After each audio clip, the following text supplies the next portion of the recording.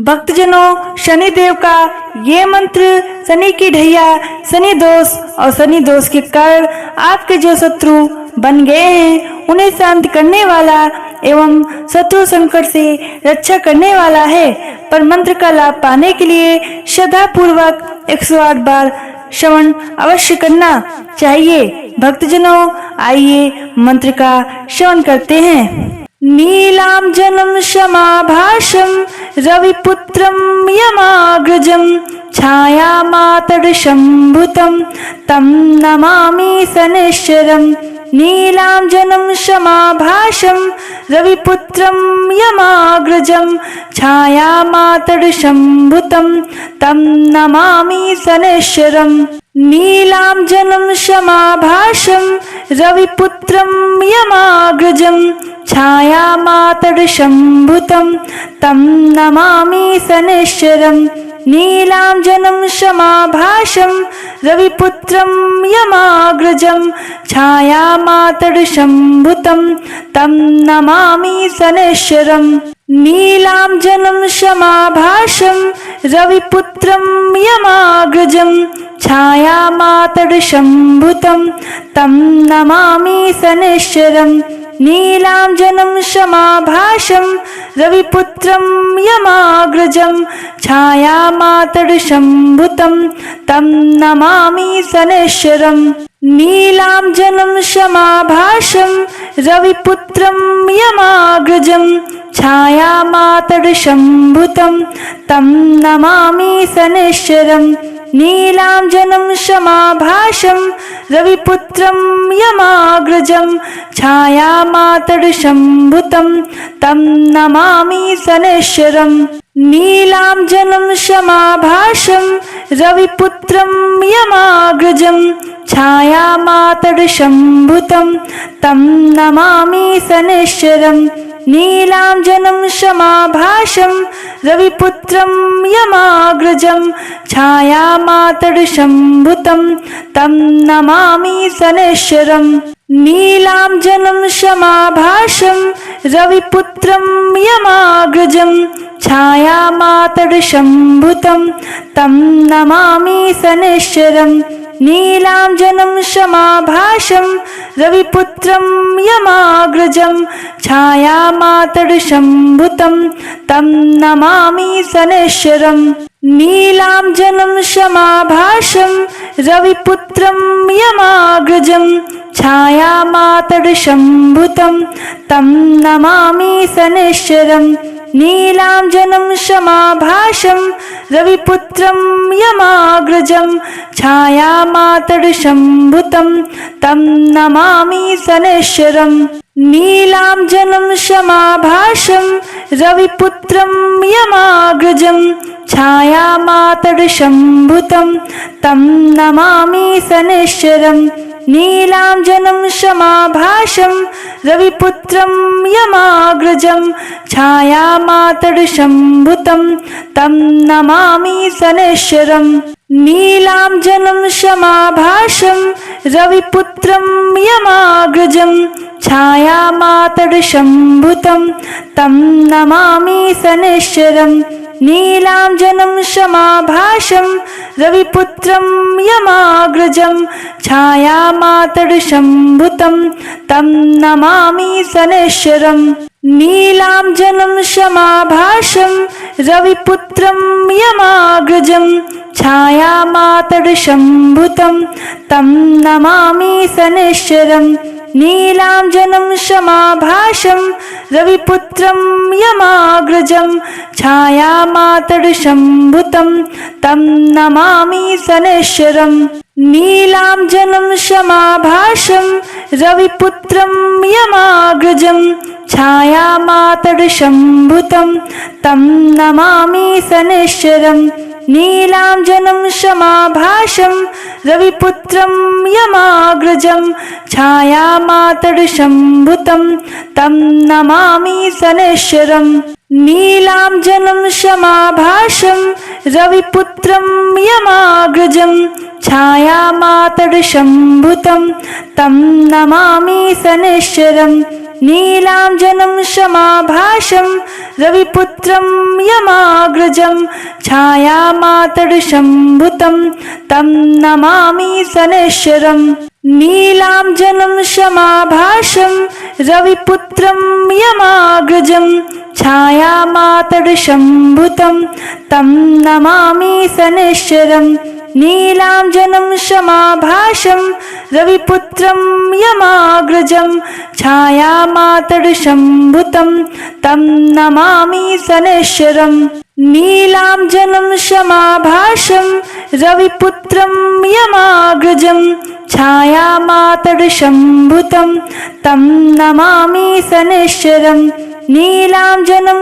शमाभासं रविपुत्रं यमाग्रजं छायामातर्शम्भुतं तं नमामि शनैश्चरम् नीलाञ्जनं शमाभासं रविपुत्रं यमाग्रजं छायामातर्शम्भुतं तं नमामि शनैश्चरम् नीलाञ्जनं शमाभासं रविपुत्रं यमाग्रजं छायामातर्शम्भुतं तं नमामि शनैश्चरम् नीलाञ्जनं शमाभासं रविपुत्रं यमाग्रजं छायामातर्शम्भुतं तं नमामि शनैश्चरम् नीलाञ्जनं शमाभासं रविपुत्रं यमाग्रजं छायामातर्शम्भुतं तं नमामि शनैश्चरम् नीलाञ्जनं शमाभासं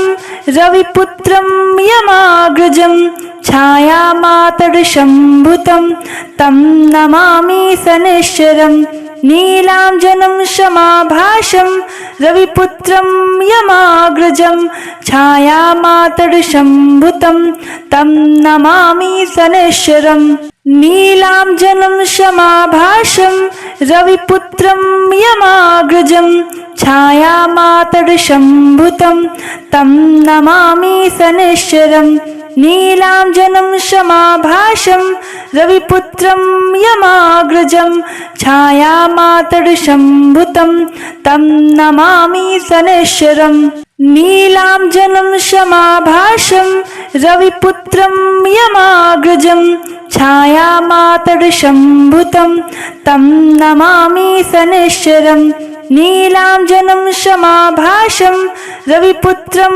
यमाग्रजं छायामातर्शम्भुतं तं नमामि शनैश्चरम् नीलाञ्जनं शमाभासं रविपुत्रं यमाग्रजं छायामातर्शम्भुतं तं नमामि शनैश्चरम् नीलाञ्जनं शमाभासं रविपुत्रं यमाग्रजं छायामातर्शम्भुतं तं नमामि शनैश्चरम् नीलाञ्जनं शमाभासं रविपुत्रं यमाग्रजं छायामातर्शम्भुतं तं नमामि शनैश्चरम् नीलाञ्जनं शमाभासं रविपुत्रं यमाग्रजं छायामातर्शम्भुतं तं नमामि शनैश्चरम् नीलाञ्जनं शमाभासं रविपुत्रं यमाग्रजं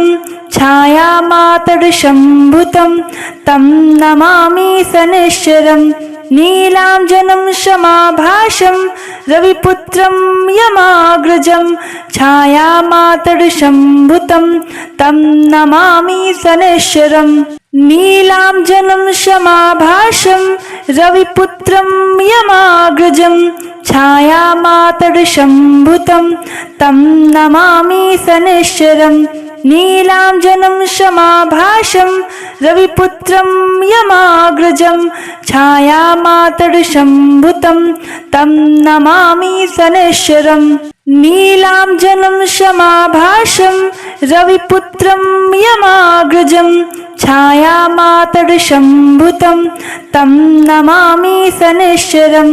नीलाञ्जनं समाभासं रविपुत्रं यमाग्रजं छायामातर्शम्भुतं तं नमामि शनैश्चरम्। नीलाञ्जनं समाभासं रविपुत्रं यमाग्रजं छायामातर्शम्भुतं तं नमामि शनैश्चरम्। नीलाञ्जनं समाभासं रविपुत्रं यमाग्रजं छायामातर्शम्भुतं तं नमामि शनैश्चरम्। नीलाञ्जनं समाभासं रविपुत्रं यमाग्रजं छायामातर्शम्भुतं तं नमामि शनैश्चरम्। नीलाञ्जनं समाभासं रविपुत्रं यमाग्रजं छायामातर्शम्भुतं तं नमामि शनैश्चरम्। नीलाञ्जनं समाभासं रविपुत्रं यमाग्रजं छायामातर्शम्भुतं तं नमामि शनैश्चरम्। नीलाञ्जनं समाभासं रविपुत्रं यमाग्रजं छायामातर्शम्भुतं तं नमामि शनैश्चरम्। नीलाञ्जनं समाभासं रविपुत्रं यमाग्रजं छायामातर्शम्भुतं तं नमामि शनैश्चरम्। नीलाञ्जनं समाभासं रविपुत्रं यमाग्रजं छायामातर्शम्भुतं तं नमामि शनैश्चरम्। नीलाञ्जनं समाभासं रविपुत्रं यमाग्रजं छायामातर्शम्भुतं तं नमामि शनैश्चरम्। नीलाञ्जनं समाभासं रविपुत्रं यमाग्रजं छायामातर्शम्भुतं तं नमामि शनैश्चरम्। नीलाञ्जनं समाभासं रविपुत्रं यमाग्रजं छायामातर्शम्भुतं तं नमामि शनैश्चरम्। नीलाञ्जनं समाभासं रविपुत्रं यमाग्रजं छायामातर्शम्भुतं तं नमामि शनैश्चरम्। नीलाञ्जनं समाभासं रविपुत्रं यमाग्रजं छायामातर्शम्भुतं तं नमामि शनैश्चरम्। नीलाञ्जनं समाभासं रविपुत्रं यमाग्रजं छायामातर्शम्भुतं तं नमामि शनैश्चरम्। नीलाञ्जनं समाभासं रविपुत्रं यमाग्रजं छायामातर्शम्भुतं तं नमामि शनैश्चरम्। नीलाञ्जनं समाभासं रविपुत्रं यमाग्रजं छायामातर्शम्भुतं तं नमामि शनैश्चरम्। नीलाञ्जनं समाभासं रविपुत्रं यमाग्रजं छायामातर्शम्भुतं तं नमामि शनैश्चरम्। नीलाञ्जनं समाभासं रविपुत्रं यमाग्रजं छायामातर्शम्भुतं तं नमामि शनैश्चरम्। नीलाञ्जनं समाभासं रविपुत्रं यमाग्रजं छायामातर्शम्भुतं तं नमामि शनैश्चरम्। नीलाञ्जनं समाभासं रविपुत्रं यमाग्रजं छायामातर्शम्भुतं तं नमामि शनैश्चरम्। नीलाञ्जनं समाभासं रविपुत्रं यमाग्रजं छायामातर्शम्भुतं तं नमामि शनैश्चरम्। नीलाञ्जनं समाभासं रविपुत्रं यमाग्रजं छायामातर्शम्भुतं तं नमामि शनैश्चरम्। नीलाञ्जनं समाभासं रविपुत्रं यमाग्रजं छायामातर्शम्भुतं तं नमामि शनैश्चरम्। नीलाञ्जनं समाभासं रविपुत्रं यमाग्रजं छायामातर्शम्भुतं तं नमामि शनैश्चरम् नीलाञ्जनं समाभासं रविपुत्रं यमाग्रजं छायामातर्शम्भुतं तं नमामि शनैश्चरम् नीलाञ्जनं समाभासं रविपुत्रं यमाग्रजं छायामातर्शम्भुतं तं नमामि शनैश्चरम् नीलाञ्जनं समाभासं रविपुत्रं यमाग्रजं छायामातर्शम्भुतं तं नमामि शनैश्चरम् नीलाञ्जनं समाभासं रविपुत्रं यमाग्रजं छायामातर्शम्भुतं तं नमामि शनैश्चरम् नीलाञ्जनं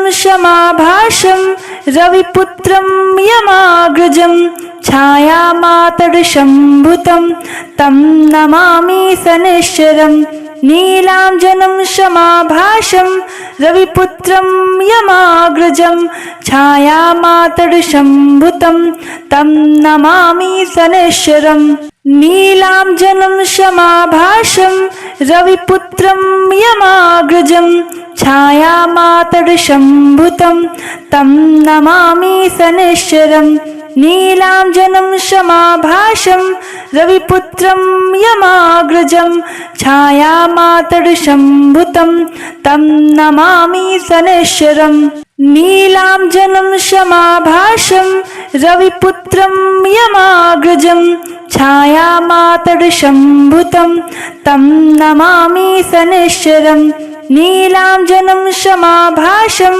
रविपुत्रं यमाग्रजं छायामातर्शम्भुतं तं नमामि शनैश्चरम् नीलाञ्जनं समाभासं रविपुत्रं यमाग्रजं छायामातर्शम्भुतं तं नमामि शनैश्चरम् नीलाञ्जनं समाभासं रविपुत्रं यमाग्रजं छायामातर्शम्भुतं तं नमामि शनैश्चरम् नीलाञ्जनं समाभासं रविपुत्रं यमाग्रजं छायामातर्शम्भुतं तं नमामि शनैश्चरम् नीलाञ्जनं समाभासं रविपुत्रं यमाग्रजं छायामातर्शम्भुतं तं नमामि शनैश्चरम् नीलाञ्जनं समाभासं रविपुत्रं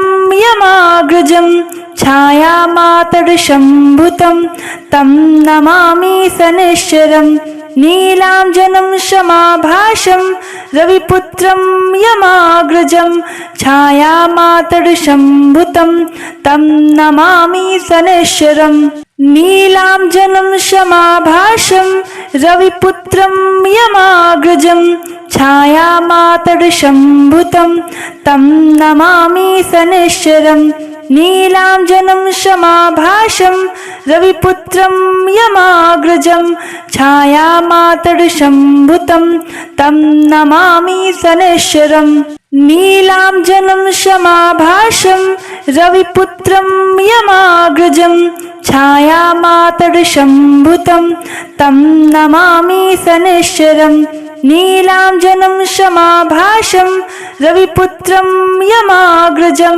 छायामातर्शम्भुतं तं नमामि शनैश्चरम् नीलाञ्जनं समाभासं रविपुत्रं यमाग्रजं छायामातर्शम्भुतं तं नमामि शनैश्चरम् नीलाञ्जनं समाभासं रविपुत्रं यमाग्रजं छायामातर्शम्भुतं तं नमामि शनैश्चरम् नीलाञ्जनं समाभासं रविपुत्रं यमाग्रजं छायामातर्शम्भुतं तं नमामि शनैश्चरम् नीलाञ्जनं समाभासं रविपुत्रं यमाग्रजं छायामातर्शम्भुतं तं नमामि शनैश्चरम् नीलाञ्जनं समाभासं रविपुत्रं यमाग्रजं छायामातर्शम्भुतं तं नमामि शनैश्चरम्। नीलाञ्जनं समाभासं रविपुत्रं यमाग्रजं छायामातर्शम्भुतं तं नमामि शनैश्चरम्। नीलाञ्जनं समाभासं रविपुत्रं यमाग्रजं छायामातर्शम्भुतं तं नमामि शनैश्चरम्।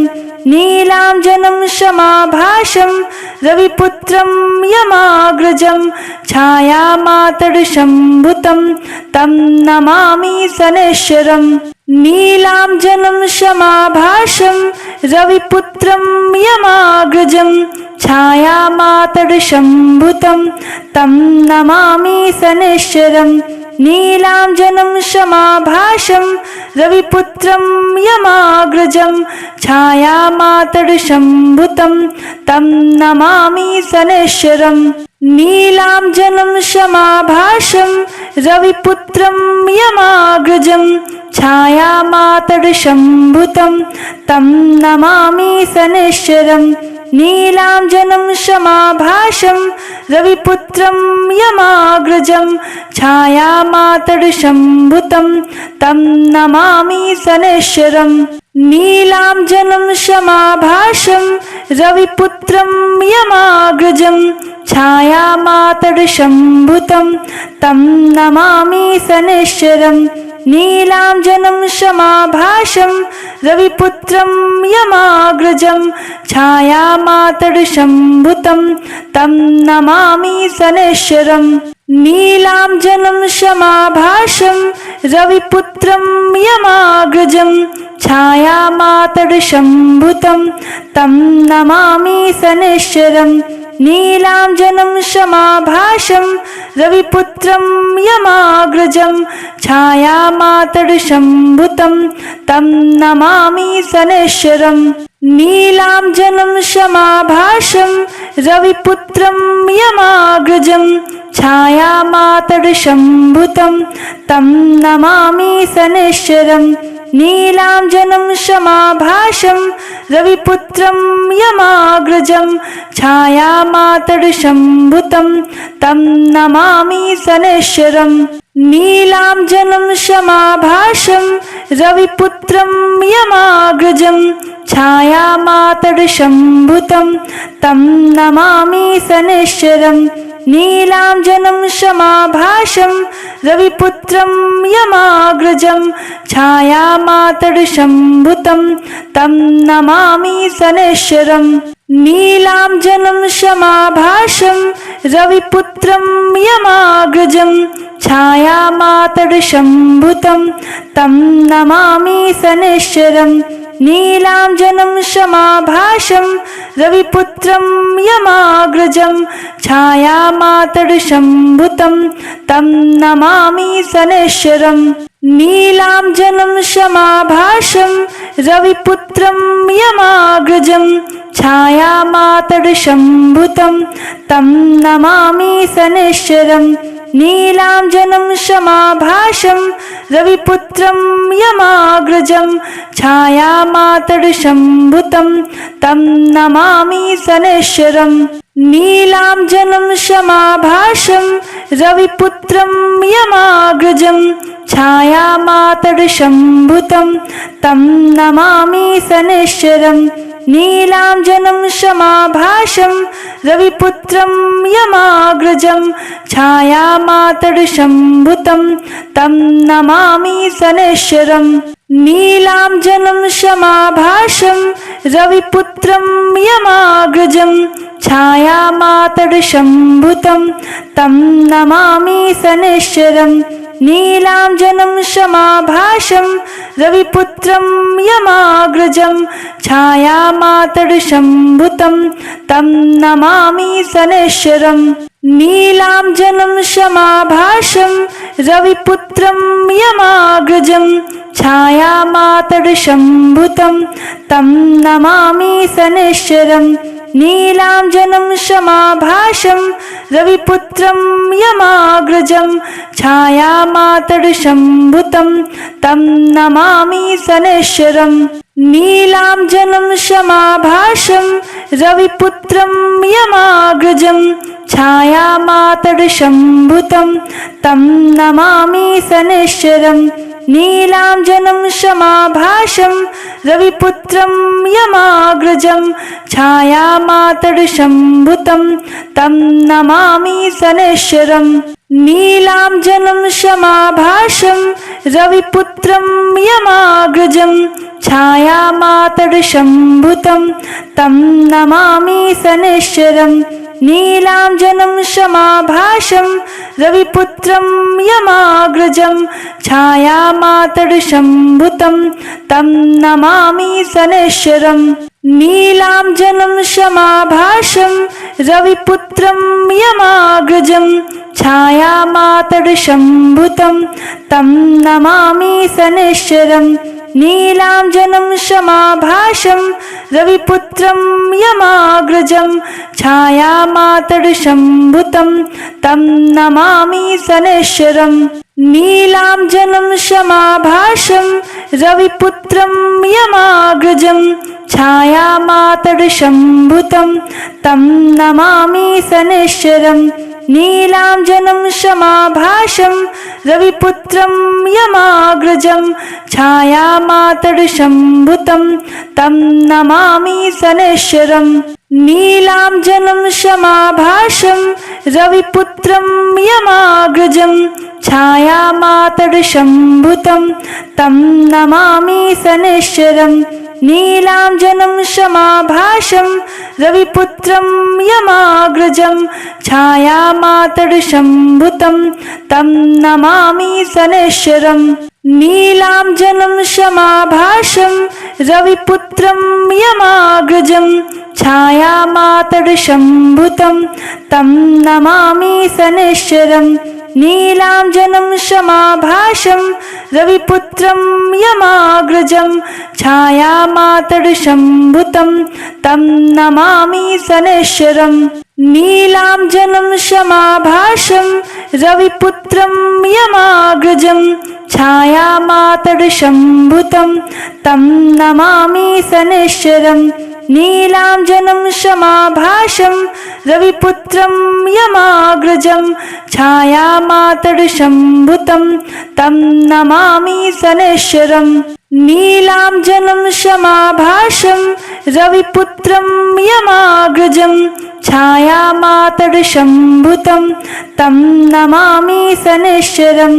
नीलाञ्जनं समाभासं रविपुत्रं यमाग्रजं छायामातर्शम्भुतं तं नमामि शनैश्चरम्। नीलाञ्जनं समाभासं रविपुत्रं यमाग्रजं छायामातर्शम्भुतं तं नमामि शनैश्चरम्। नीलाञ्जनं समाभासं रविपुत्रं यमाग्रजं छायामातर्शम्भुतं तं नमामि शनैश्चरम्।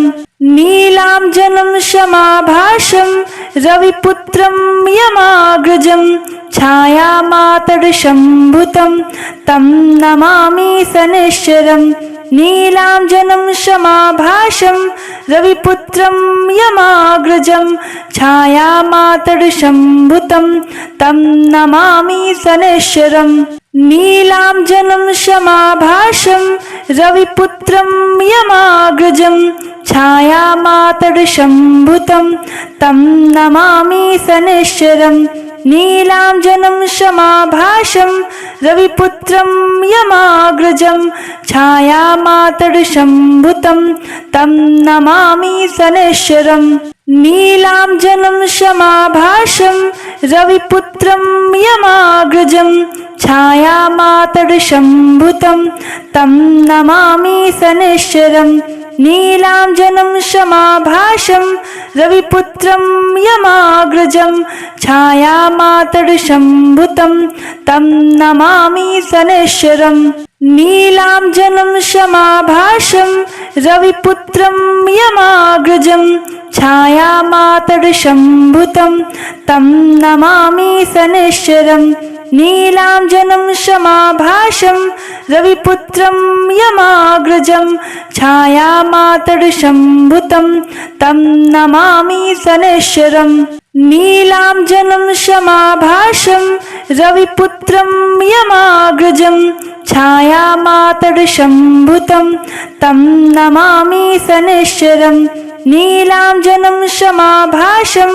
रविपुत्रं यमाग्रजं छायामातर्शम्भुतं तं नमामि शनैश्चरम् नीलाञ्जनं समाभासं रविपुत्रं यमाग्रजं छायामातर्शम्भुतं तं नमामि शनैश्चरम् नीलाञ्जनं समाभासं रविपुत्रं यमाग्रजं छायामातर्शम्भुतं तं नमामि शनैश्चरम् नीलाञ्जनं समाभासं रविपुत्रं यमाग्रजं छायामातर्शम्भुतं तं नमामि शनैश्चरम् नीलाञ्जनं समाभासं रविपुत्रं यमाग्रजं छायामातर्शम्भुतं तं नमामि शनैश्चरम् नीलाञ्जनं समाभासं रविपुत्रं यमाग्रजं छायामातर्शम्भुतं तं नमामि